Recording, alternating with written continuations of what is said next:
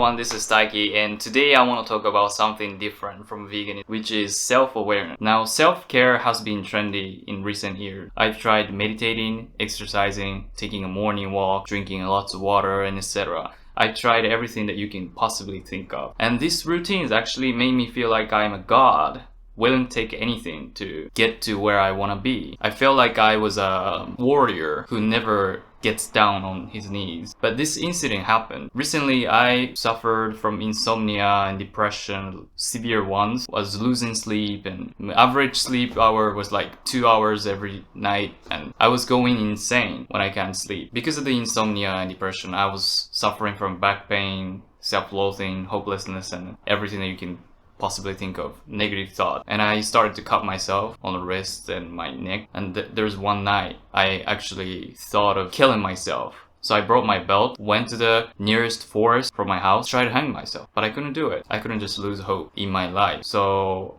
I came back with a belt around my neck. Thankfully, it was like 2 a.m. in the morning, so nobody really was out there, so nobody really saw how abnormal I was being. Now, this actually has been a very long time since I committed suicide last time, back in secondary school. I was under pressure on a high school exam, which is common in Japan, my country, to be pressured on the entrance exam, because everyone pretty much thinks going to the same great university, high school, is considered as very, very important. So I was very stressed out. I didn't just see a way out on this planet at that time. I was not thinking clearly. So when I was super depressed enough to hang myself in the forest, I even made a video titled Why I Might Need to Kill Myself, and I almost published it. In that video, I was explaining how miserable my life is and how there's no other way than killing myself. So I deeply thought about killing myself, and I even looked up for a legal way, in painless way, to just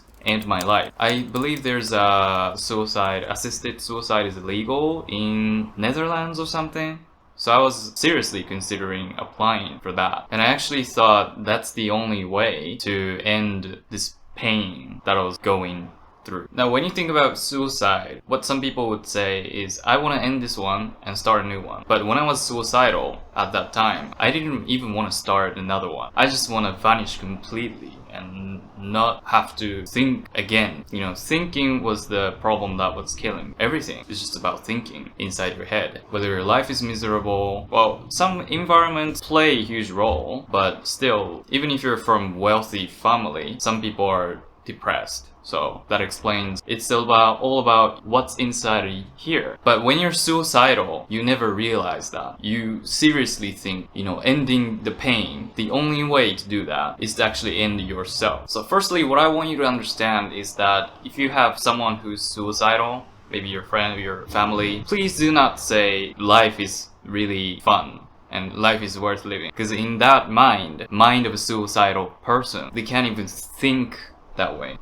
Their brain's not functioning properly. So wise option to listen to a suicidal person is to repeat what they're thinking inside their head. So maybe they're feeling hopeless, maybe they're feeling insecure, maybe they're feeling numb. So listen to them first. Are you okay? How are you feeling? If they say like, I'm not feeling anything, or I'm feeling numb, then you stay with it. You say, oh, okay, you're feeling numb. By repeating that word, you're listening to that person, and that person also feels like they're listening. That's really, really important. Don't say, well, you have life ahead of you, so don't consider suicide.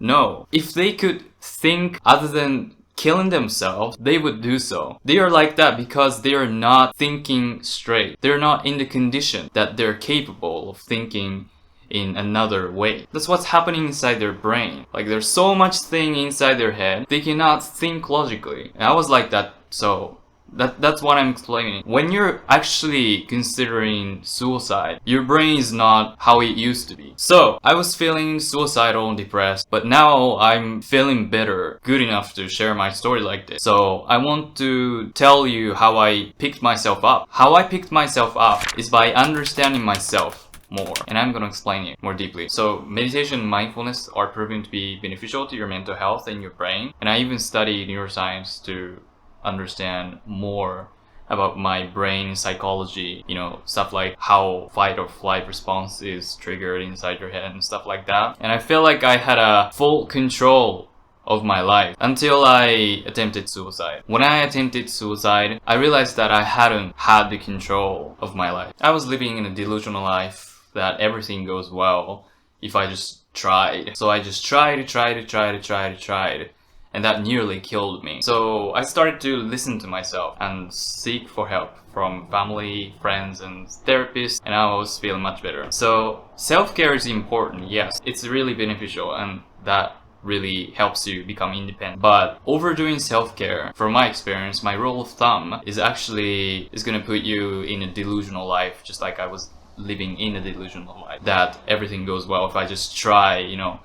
Every problem that I have is my problem, so I tended to tackle my problems by myself without the need of others, because I thought I was gaining self-control. I thought I had my life completely, but I was wrong. And this self-care trend can be detrimental in that way. So what I want you to understand is that meditation, mindfulness, they're great. I've been doing this for about 2 years now. It's been working so well. But if you only rely on the self-care method, you're gonna lose contact with other people. And worse yet, you're not gonna be able to understand yourself, because you're living in a delusional life that you're the god, you dominate your life. And after all, I figured out that, well, humans are supposed to be with other humans because we're like social species. I know it's obvious, but we all tend to forget about that. So if you're feeling down, despite all the things that you've been trying, maybe it's time to seek for help from others. There's a quote said by some psychiatrist, I don't remember who said this, but he goes, trying to understand yourself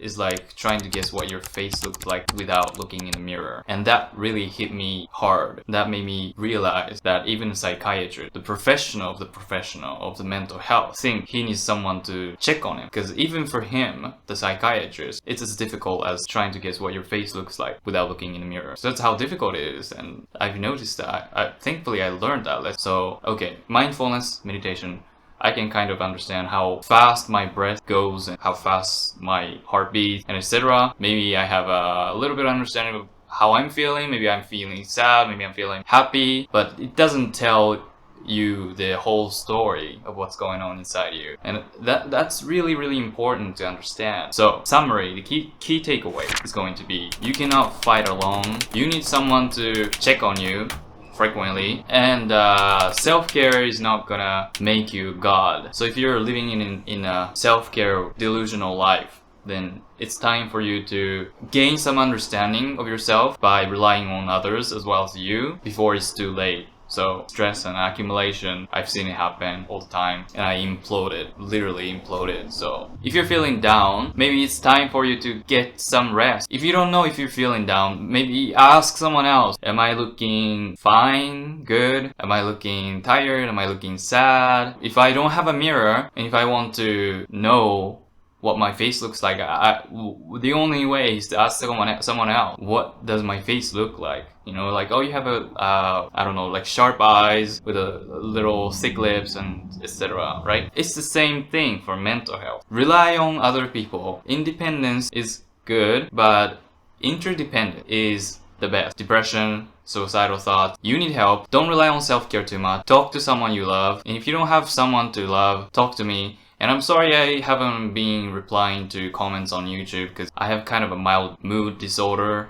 that I have going up and down. So I tend to stay flat. Maybe this mood disorder can be improved if I improve my sleep.